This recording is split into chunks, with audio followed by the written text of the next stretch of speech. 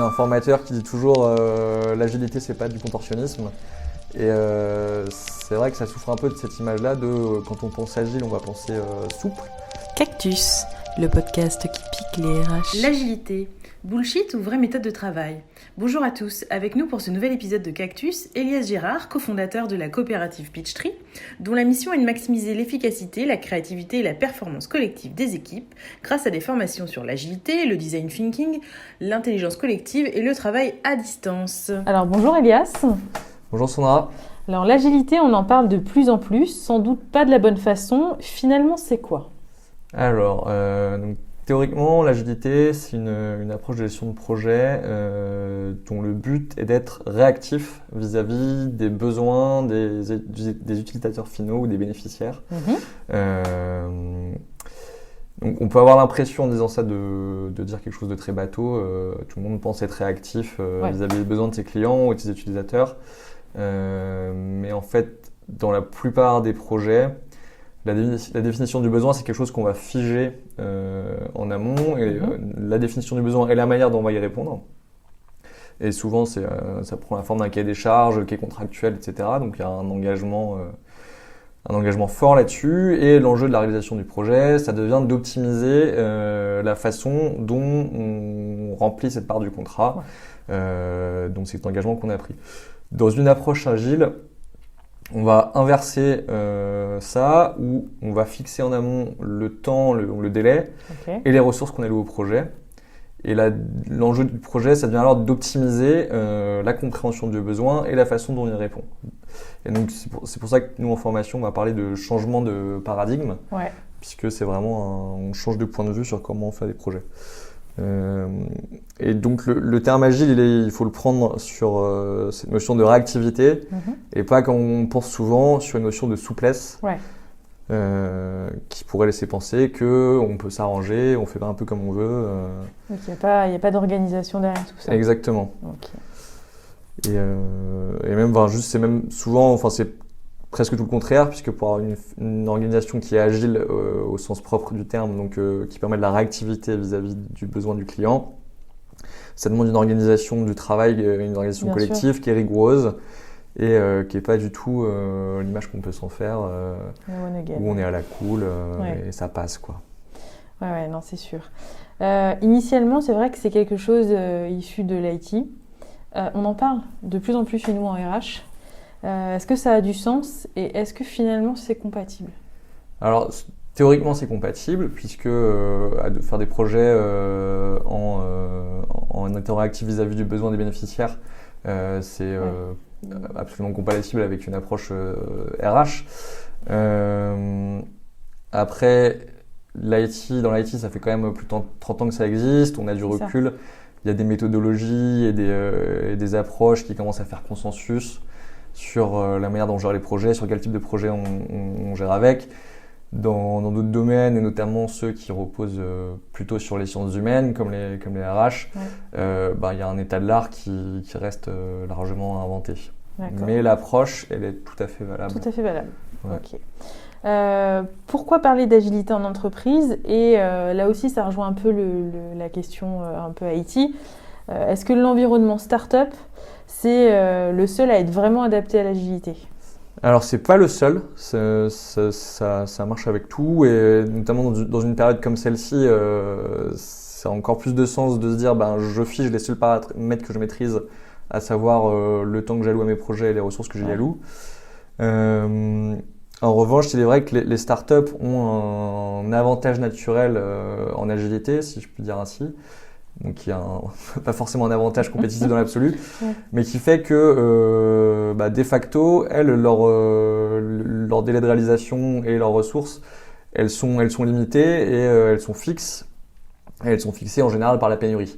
On part avec tant de mois de cash et une équipe associée, et donc on sait qu'on a tel cadre, tel time box comme on dit, pour réaliser un truc le meilleur possible. Et notamment quand on lance vraiment une entreprise, réaliser ce qu'on appelle un product market fit, donc c'est-à-dire trouver le plus rapidement possible la meilleure adéquation possible entre un ou plusieurs segments de clientèle et un produit qu'on a créé ex nihilo. Ok. Du coup, j'en viens à quelque chose mais tu as un peu amorcé le sujet dans ta première réponse. Le stéréotype le plus fréquent quand on parle d'agilité. Alors le stéréotype le plus fréquent, c'est vraiment la souplesse. C'est comme on a un formateur qui dit toujours l'agilité, c'est pas du contorsionnisme. Et c'est vrai que ça souffre un peu de cette image-là de quand on pense agile, on va penser souple. Malheureusement, c'est souvent amené il va falloir. Assez souvent, il y a une liste de tâches et c'était pas forcément celle auquel on pense. Enfin, on veut amener une personne et on veut dire, mais faut que tu sois agile. J'entends souvent, on me la porte souvent de cette façon-là. Donc, c'est ça, on change d'avis au dernier moment et on dit alors là, il va falloir être un petit peu agile. Voilà. Ouais. Et en gros, on peut résumer, c'est pas de l'acrobatie, c'est pas de... C'est ça. C'est compliqué. Et je pense que c'est important de le dire que c'est pas ça l'agilité, c'est vraiment pas changer. C'est pas prendre des missions et changer au dernier moment et dire ah ben oui, tu dois les changer tu dois les assumer et donc tu dois être agile. C'est pas en lien, ça n'a aucun sens. Non, exactement, et c'est un stéréotype qui dessert l'approche, puisque certains managers, certains décideurs vont penser que c'est un truc de hippie, ouais.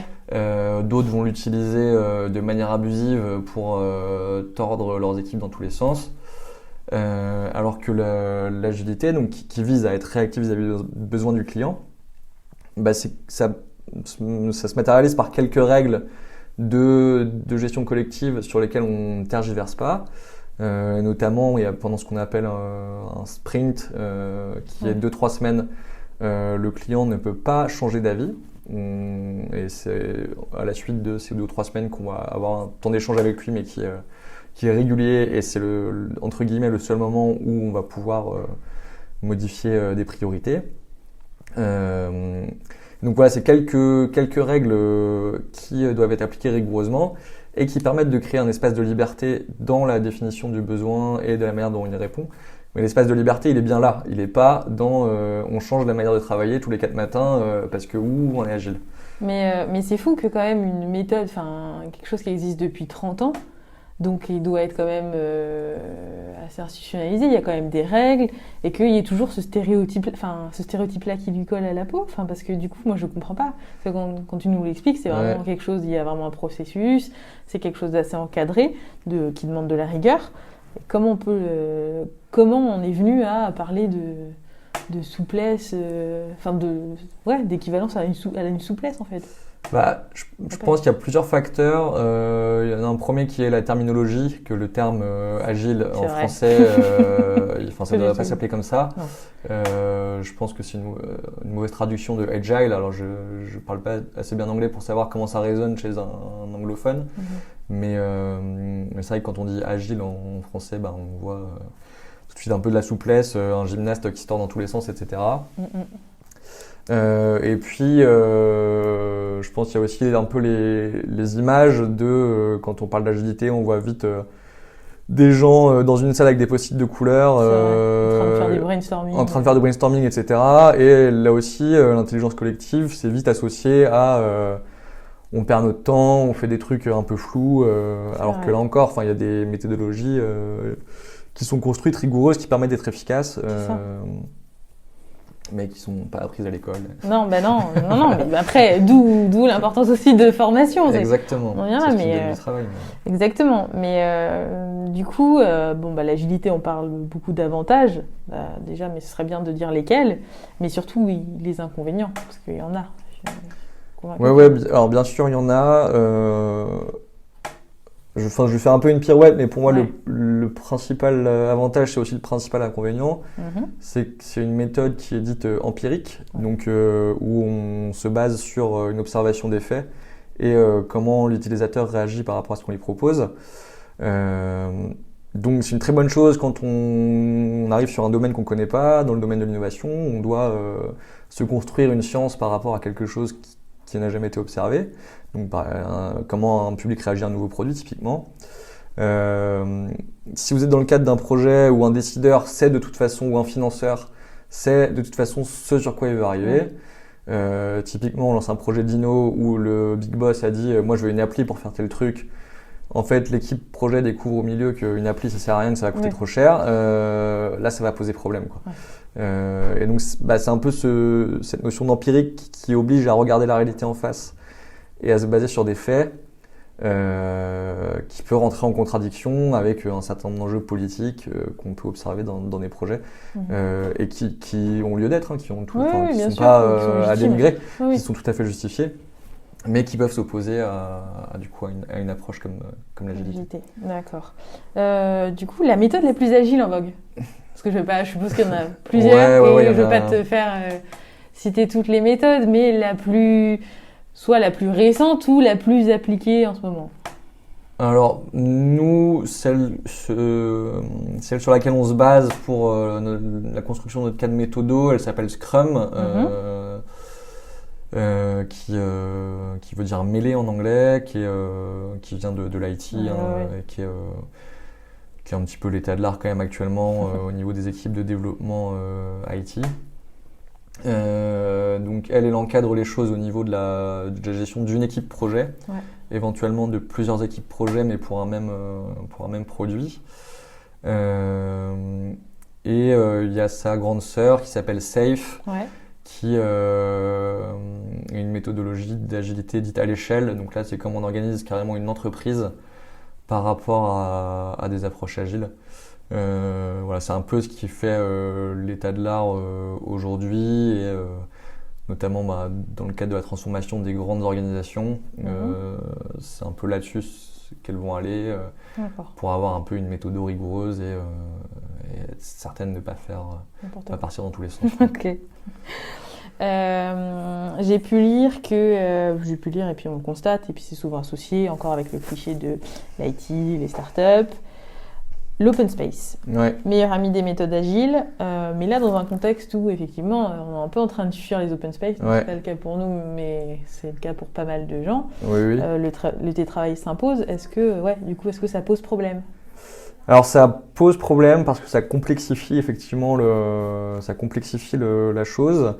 Parce qu'on n'a pas beaucoup évoqué, mais les pratiques agiles, elles reposent quand même sur un terme qu'on appelle la transparence. Alors une fois de plus, on a l'impression que c'est un truc hyper galvaudé. En fait, la transparence, au sens agile du terme, c'est la notion qu'il faut que toutes les parties prenantes du projet et surtout toute l'équipe de développement aient accès au même niveau d'information tout le temps,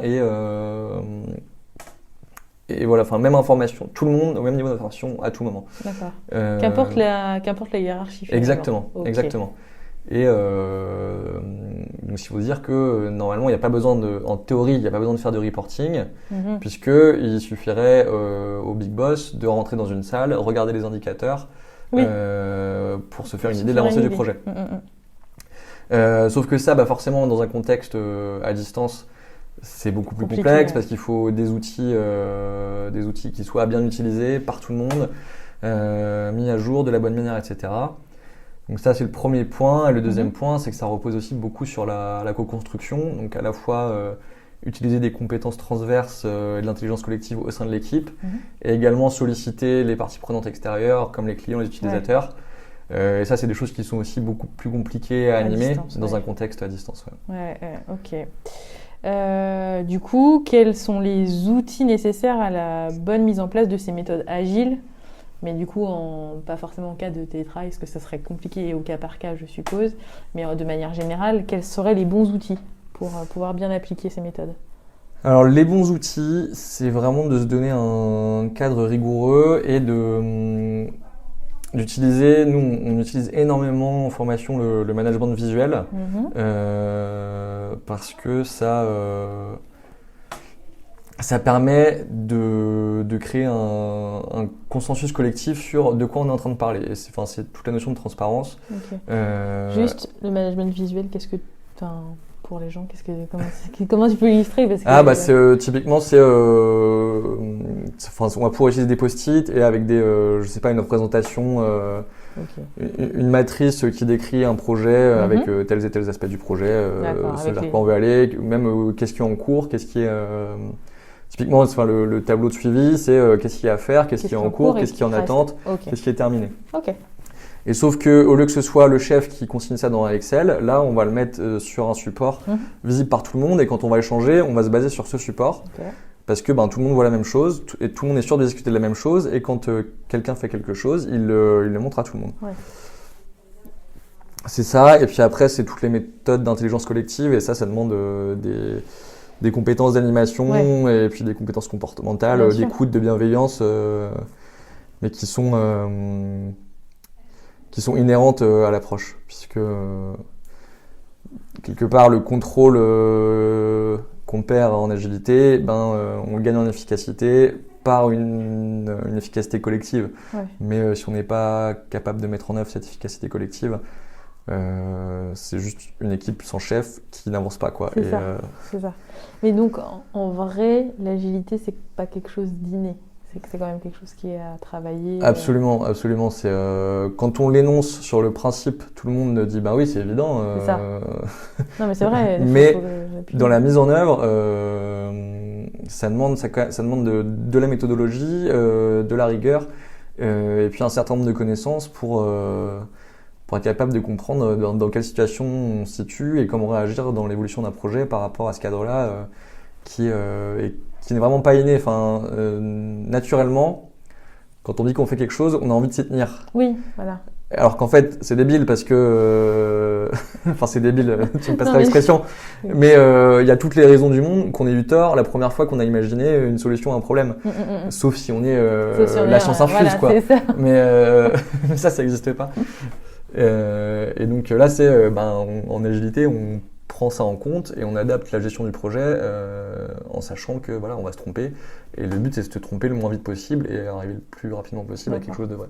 Donc il y a vraiment la notion de se tromper en fait, qui est importante. C'est ça, ouais. Je dis pas qu'il faut absolument se tromper, mais la notion d'expérience en fait, finalement, de test est importante dans l'agilité. C'est ça, c'est le motto un peu de l'agilité, c'est test and learn. Ouais. Donc on teste quelque chose et on le fait à fond et en toute bonne foi. Et ensuite on se pose, on regarde quels ont été les résultats de cette expérience et on s'adapte par rapport à ça. D'accord. Et si on n'a pas eu raison les 2, 3, 4, 5 premières fois, c'est pas grave, et au contraire, on a acquis du savoir sur ce qu'on est en train de créer et du savoir qui vient de l'expérience, donc qui n'est pas quelque chose de sorti de la lubie de je sais pas qui. Non, c'est sûr. C'est sûr.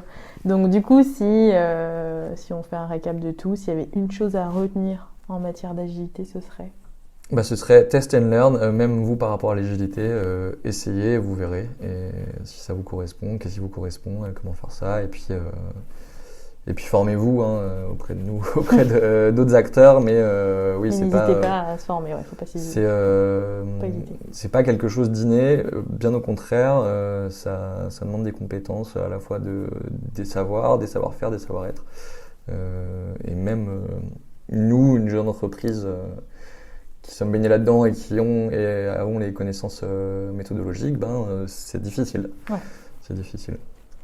En tout cas, merci beaucoup pour votre intervention, Elias. Avec plaisir. Je pense que c'est assez clair, donc voilà, test and learn. Test and learn. Eh bien, merci encore et merci à vous, chers auditeurs, d'avoir écouté ce nouvel épisode de Cactus et à très bientôt.